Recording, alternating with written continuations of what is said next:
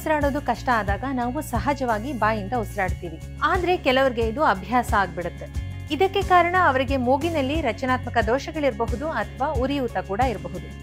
ಹಾಗಾದ್ರೆ ಬನ್ನಿ, ಬಾಯಿಂದ ಉಸಿರಾಡೋದು ಯಾಕೆ ಉತ್ತಮ ಅಲ್ಲ, ಹಾಗೆ ಇದರಿಂದ ಏನೆಲ್ಲ ಆಗತ್ತೆ ಅಂತ ತಿಳಿಯೋಣ. ಪ್ಯಾಟ್ರಿಕ್ ಮೆಕ್ಕಿಯೋನ್ ಅವರು ಹೇಳುವಂತೆ ಮೂಗಿರೋದು ಉಸಿರಾಡೋದಕ್ಕೆ, ಹಾಗೆ ಬಾಯಿ ಇರೋದು ತಿನ್ನೋದಕ್ಕಾಗಿ. ಮೂಗು ಕಟ್ಟಿಕೊಂಡಾಗ ನಾವು ಬಾಯಿಂದ ಉಸಿರಾಡ್ತೀವಿ ನಿಜ, ಆದ್ರೆ ಇದು ಆಗಾಗ್ಗೆ ಆಗ್ತಾ ಇದ್ರೆ ಮೂಗು ಕಟ್ಟಿಕೊಂಡಿದೆ ಅಂತ ಅರ್ಥ. ನೀವು ಕೂಡ ಗೊತ್ತಿಲ್ಲದೆ ಬಾಯಿ ತೆಗೆದು ಉಸಿರಾಡ್ತೀರಾ ಅಂತ ತಿಳಿಯೋದು ಹೇಗೆ?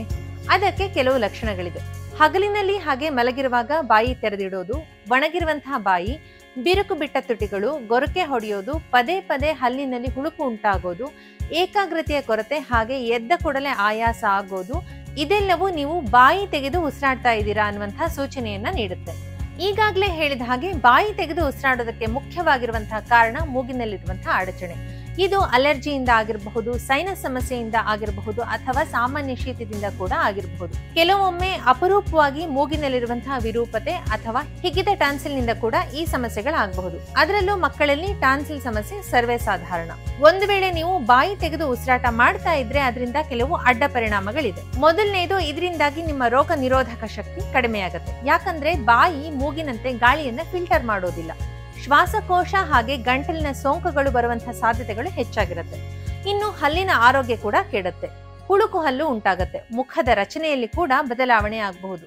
ಜೊತೆಗೆ ಏಕಾಗ್ರತೆಯಲ್ಲಿ ಕೊರತೆ ಆಗತ್ತೆ, ಹಾಗೆ ಶಕ್ತಿ ಕಡಿಮೆಯಾಗತ್ತೆ. ಇದನ್ನ ಸರಿಪಡಿಸೋದಕ್ಕಾಗಿ ನೀವು ವೈದ್ಯರನ್ನ ಭೇಟಿ ಮಾಡಿ ಕಾರಣವನ್ನ ತಿಳ್ಕೊಳ್ಳೋದು ಅತಿ ಮುಖ್ಯ. ಕೆಲವೊಮ್ಮೆ ಶಸ್ತ್ರಚಿಕಿತ್ಸೆ ಬೇಕಾಗಬಹುದು, ಅಥವಾ ಅಲರ್ಜಿ ಇದ್ರೆ ಔಷಧಿಗಳನ್ನ ಕೂಡ ತೆಗೆದುಕೊಳ್ಳಬೇಕಾಗಬಹುದು.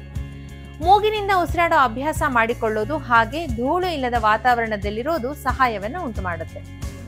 ನೆನಪಿಡಿ, ಬಾಯಿಂದ ಉಸಿರಾಡೋದು ಉತ್ತಮವಾಗಿರುವಂತಹ ಅಭ್ಯಾಸ ಅಲ್ಲ. ಹಾಗಾಗಿ ನೀವು ಪ್ರಯತ್ನ ಪೂರ್ವಕವಾಗಿ ಮೂಗಿನಿಂದ ಉಸಿರಾಡುವಂತಹದ್ದನ್ನ ಪ್ರಯತ್ನಿಸಿ.